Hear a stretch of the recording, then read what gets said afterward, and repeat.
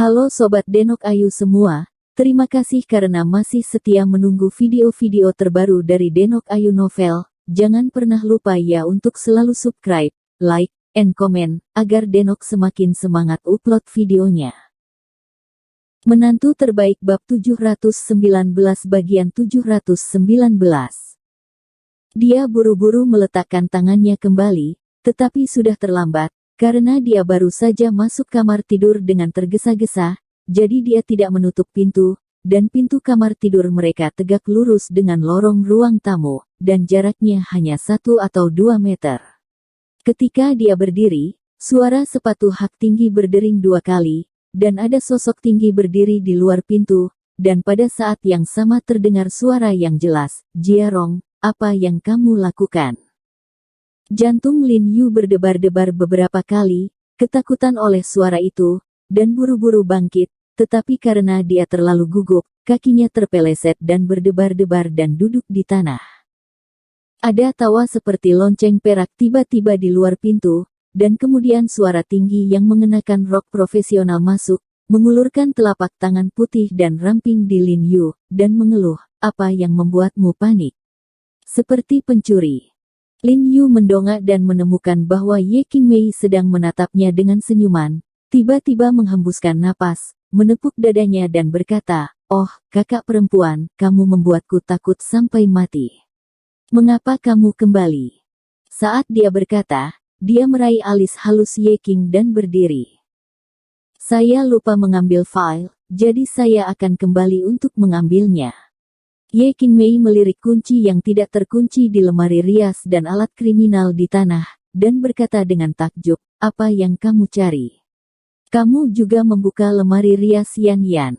Pantas saja kamu sangat takut sekarang." "Ya, kakak senior, jika kamu berubah untukmu, bongkar juga."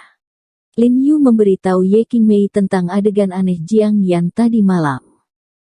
Ye Qingmei tidak menganggapnya serius setelah mendengarnya, dan dia bertanya dengan curiga kepada Lin Yu, "Apakah kamu terlalu banyak berpikir? Mungkin Yan Yan terlalu menyukai hal ini, itulah mengapa saya memiliki perilaku abnormal semacam itu. Faktanya, saya tidak menyukai orang lain dengan santai. Hal-hal yang menggerakkan saya." Dia tidak melihat ekspresi Jiang Yan tadi malam, dan tentu saja dia tidak bisa memahami kekhawatiran Lin Yu. Sebaliknya, dia merasa Lin Yu mungkin terlalu khawatir tentang Jiang Yan akhir-akhir ini, jadi dia menganggapnya serius. "Tidak, kakak senior, pasti ada masalah dengan hal ini. Meskipun aku masih tidak bisa melihat di mana ada masalah, aku masih berpikir itu baik untuk menanganinya. Kamu tidak boleh memberitahu Sister Yan." Lin Yu berkata sambil mengeluarkan jepit rambut jambul yang dengan hati-hati dikemas di laci. "Oke, saya tidak akan mengatakannya." Ye Qingmei mengangguk. Meskipun dia tidak tahu apa yang sedang terjadi, dia tidak akan pernah mempercayai Lin Yu tanpa syarat, mengetahui bahwa Lin Yu juga untuk kebaikan Jiang Yan, tetapi dia sepertinya telah memikirkan sesuatu, dan berkata dengan ragu, "Tetapi jika kamu membuang jepit rambut ini, jika hancur atau hancur, Yan Yan pasti akan kesal, kan? Sanren punya rencana cerdas." Lin Yu tersenyum pada alis Ye Qing dengan agak bangga, dan kemudian mengambil foto Li Zenseng, dan meminta Li Zenseng untuk pergi ke toko No. 7 di jalan antik pertama untuk menemukan Lao Sun Tao dan mendapatkan jepit rambut jambul yang persis sama, dan memberitahu Lao Sun Tao bahwa hari ini Lin Yu bersedia memberinya uang 5 kali lipat jika itu bisa diselesaikan. Lin Yu telah melihat pengerjaan cucu lelaki tua itu. Cucu lelaki tua itu mudah menemukan jepit rambut jambul dengan ukuran yang hampir sama dan meniru jepit rambut persis sama dengan jepit rambut jambul di tangan Lin Yu dalam sehari. Jadi ketika saatnya tiba, dia akan mengganti jepit rambut Jiang Yan tanpa menyadarinya, dan Jiang Yan bahkan tidak akan menyadarinya. Sebenarnya, dia bisa saja menunggu sampai besok atau lusa ketika Jiang Yan pergi bekerja, tetapi dia merasa masalah ini tidak dapat ditunda sebentar, jika tidak akan lebih serius jika ditunda selama sehari. "Kakak senior, jika kamu pulang kerja lebih awal di malam hari, jangan kembali. Beritahu Suster Yan untuk pergi berbelanja bersama, aku akan mengembalikan uangmu. Lin Yu tersenyum pada Ye Qingmei, ingin Ye Qingmei menciptakan kesempatan untuk mengganti jepit rambutnya. Nah, dengan cara ini, saya akan menjadi kaki tangan Anda. Ye Qingmei tersenyum, tapi tidak menolak.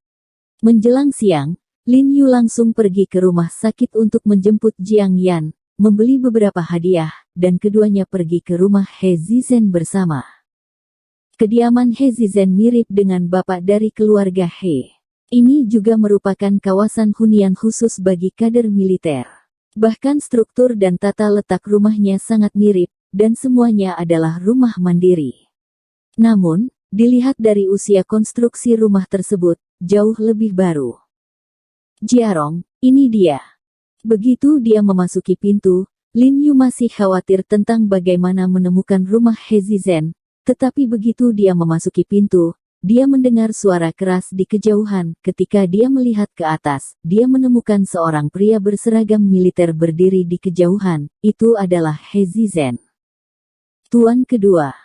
Lin Yu memanggil dengan cepat, dan berjalan dengan Jiang Yan dengan cepat. Kamu adalah Jiang Yan. Setelah He Zizhen melihat Jiang Yan, mata sucinya menyapu Jiang Yan, lalu mengangguk dan tersenyum. Benar saja, wanita cantik adalah pahlawan. Ketika Jiang Yan mendengar pujian ini, dia tidak bisa membantu tetapi menundukkan kepalanya dan tersenyum sedikit malu, dan berkata dengan suara rendah, Paman He yang baik. Pergi, pulang untuk makan malam, bibimu sudah lama menunggu, dia memasak di rumah. He Zizhen tersenyum sepenuh hati, dan berjalan pulang bersama Lin Yu dan Jiang Yan. Melihat punggung He Zizhen, Lin Yu tiba-tiba tersentuh oleh sesuatu. Dia tidak memiliki ayahnya sejak dia masih kecil. Mendengar He Zizhen pulang untuk makan malam, barusan, dia tiba-tiba merasakan sentuhan cinta ayah. Halo Bibi Xiao. Setelah memasuki pintu, Lin Yu melihat Xiao Manru yang sedang menaruh makanan, dan buru-buru menyapa. Halo Bibi. Jiang Yan juga buru-buru menyapa. Oh, ini Jiang Yan, kan? Selalu dikatakan bahwa Jiarong menikah dengan menantu perempuan yang cantik. Melihatmu hari ini, tidak mengherankan. Setelah melihat Jiang Yan, Xiao Manru sangat gembira, dan dengan cepat mengusap tangannya pada celemeknya, meraih tangan Jiang Yan dan duduk di samping, dan mulai terus mengajukan pertanyaan Jiang Yan, dari latar belakang keluarga hingga hobi karir. Tanpa sedikit pun temperamen militer, dia sangat bersemangat seperti ibu mertua yang melihatnya untuk pertama kali. Jiang Yan sedikit malu dengan pertanyaan Xiao Manru, tapi masih dengan sabar menjawab pertanyaan Xiao Manru. Saat ini, Lin Yu dan He Zizhen berada di meja di ruang tamu.